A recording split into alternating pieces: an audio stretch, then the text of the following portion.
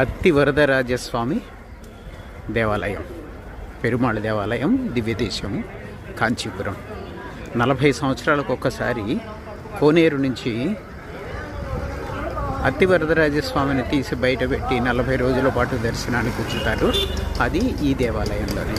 అలాగే బంగారు బల్లి, వెండి బల్లి మనం చిన్నప్పటి నుంచి వింటున్నాము కదా, దాన్ని తాకితే పాపాలన్నీ పోతాయి, దోషాలన్నీ పోతాయి, బల్లి మీద పడితే దోషాలు పోతాయి అని చెప్తారు కదా, అది కూడా ఈ దేవాలయంలోనే. అతి పెద్ద దేవాలయం ఇది. వరదరాజ పెరుమాళ్, వరదరాజ పెరుమాళ్.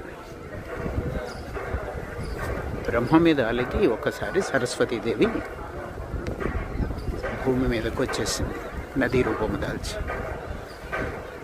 అయితే బ్రహ్మ ఒక రాజసూయ యాగం చేస్తాడు. చేసినప్పుడు భార్య కూడా ఉండాలి పక్కన. భార్య లేకుండా చేస్తున్నాడు అని చెప్పి కోపం వచ్చి సరస్వతీదేవి ఆ యజ్ఞాన్ని నది రూపంలో వచ్చి ఆ యజ్ఞాన్ని పాడు చేయాలని చూస్తారు. అప్పుడు విష్ణుమూర్తి ఆదిశేషుడి రూపంలో ఆదిశేషుడిని పంపించి ఆదిశేషుడు ఆ నదికి అడ్డంగా వచ్చి యజ్ఞాన్ని కాపాడుతాడు. అందుకని ఆ వరదల నుంచి బ్రహ్మ యొక్క యజ్ఞాన్ని కాపాడాడు కాబట్టి వరదరాజస్వామి అయ్యాడు.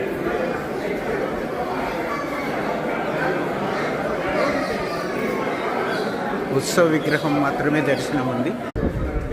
ఆ కాలంలోనే 3 అంతస్తుల దేవాలయంగా కట్టారు. ఇదిగో ఈ కోనేరు నుంచి 40 సంవత్సరాలకు ఒకసారి వరదరాజస్వామి, అత్తివరదరాజస్వామిని తీసి 40 రోజుల పాటు భక్తుల సందర్శనార్థం ఉంచుతారు. ఇంకా లోపల దర్శనం ఎలా జరిగిందో చెప్పాలి కదా. రెనోవేషన్లో ఉంది దేవాలయం, కానీ మా అదృష్టం ఏంటంటే స్వామి దర్శనం, మూల విరాట్ దర్శనం జరిగింది. లోపలికి వెళ్ళి స్వామి ముందు నిలబడి దర్శనం చేసుకుంటుంటే స్వామి ఎంత చక్కగా ఉన్నాడంటే శంఖము చక్రము ధరించి అభయహస్తం ఇస్తూ ఒక చేతిలో గదను ధరించి ఎంతో అందంగా ముసిముసి నవ్వుల్లో ఉన్నాడు. అది నవ్వులు కాదు, ముసిముసి నవ్వులు కాదు, పకాడించి నవ్వుతున్నాడు. వచ్చేవా అన్నట్టు, పలకరిస్తున్నట్టు. ఎంత ఆనందంగా అనిపించిందో ఆ దర్శనం.